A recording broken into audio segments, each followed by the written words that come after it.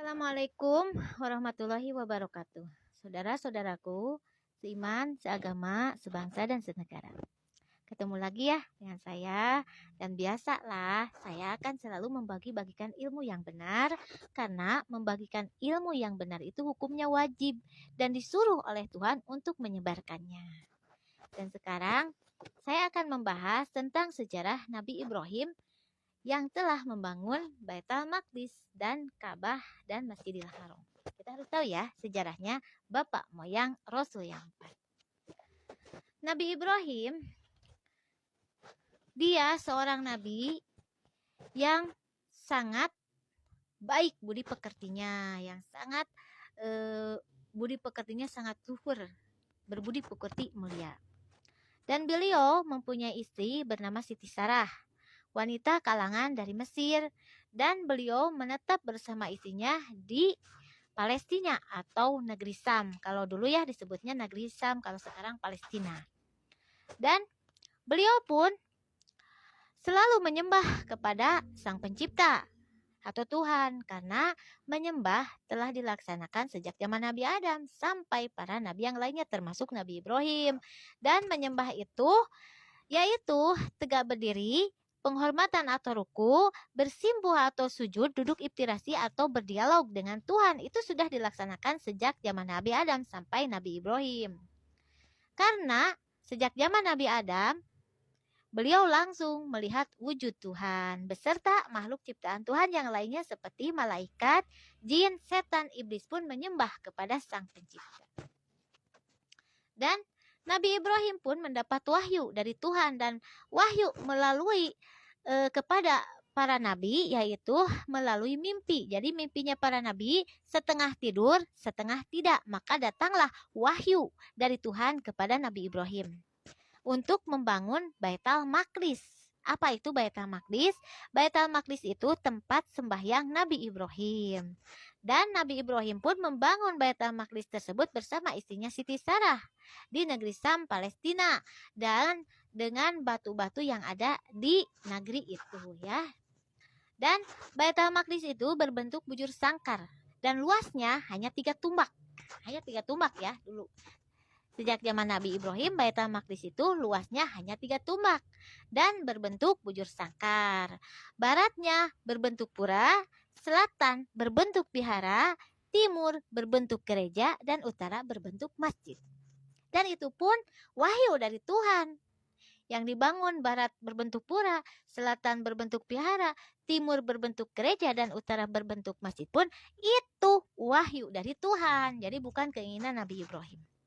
Dan kenapa Tuhan menyuruh Nabi Ibrahim membangun Baitul Maqdis dan baratnya berbentuk pura, selatan berbentuk vihara, timur berbentuk gereja, dan utara berbentuk masjid? Karena Tuhan akan menurunkan 4 kitab suci kepada Rasul yang 4, dan sebagian Baitul Maqdis tersebut akan menjadi tempat suci umat Rasul-Rasulnya. Jadi itu rencananya Tuhan ya.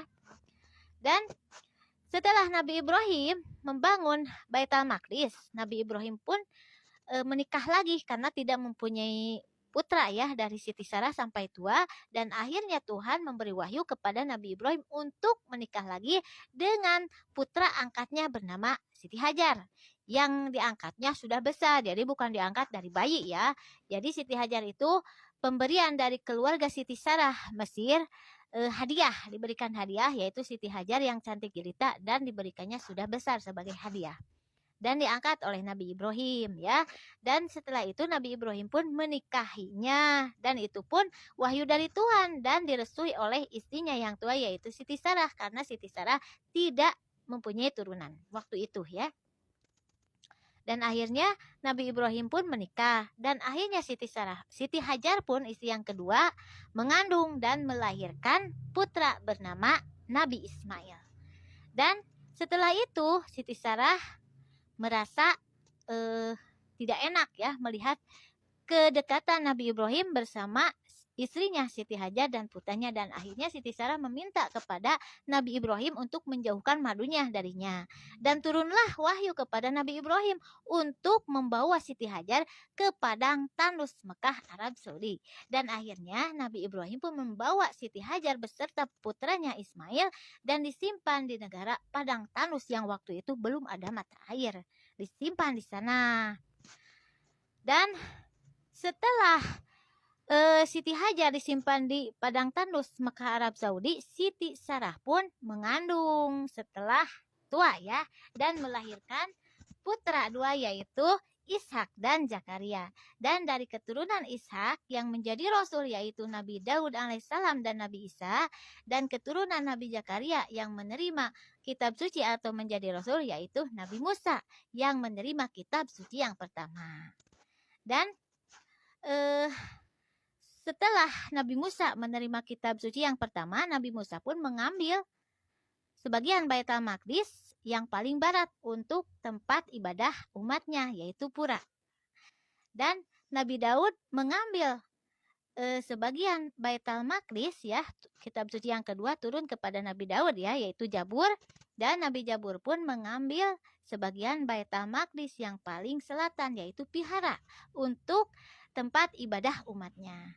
Dan turun kitab suci yang ketiga yaitu Injil kepada Nabi Isa, dan Nabi Isa pun mengambil sebagian dari Baitul Maqdis yang paling timur yaitu gereja untuk tempat ibadah umatnya.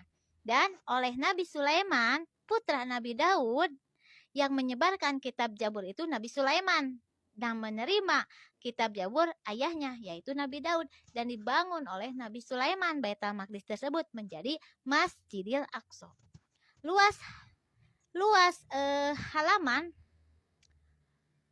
bangunan Masjidil Aqsa 4 hektar, luas wilayah 2 hektar, dan bahan banyak dari bahan-bahan emas.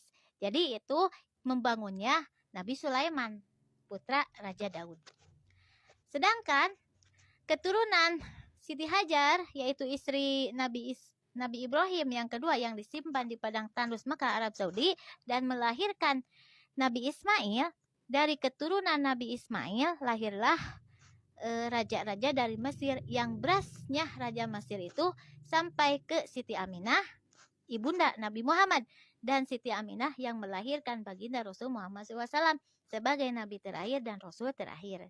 Dan Nabi Muhammad pun mengambil tempat ibadah untuk umatnya yaitu Masjidil Haram, karena Masjidil Haram itu dibangun oleh Nabi Ibrahim dan Nabi Ismail setelah membangun Ka'bah.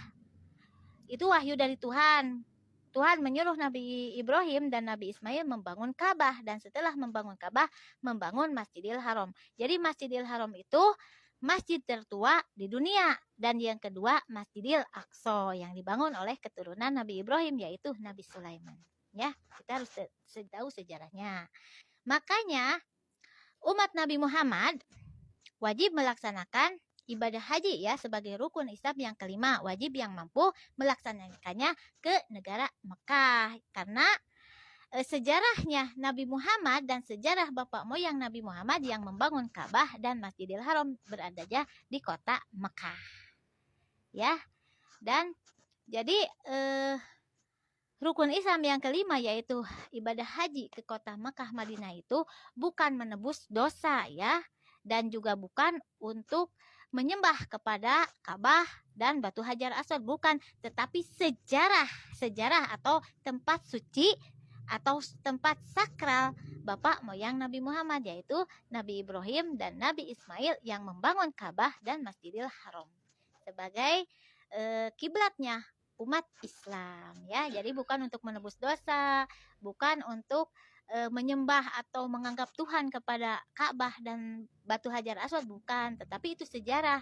Jadi melaksanakan ibadah haji itu penghormatan kepada bapak moyang Nabi Muhammad yaitu Nabi Ibrahim dan Nabi Ismail yang membangun Ka'bah dan Masjidil Haram ya.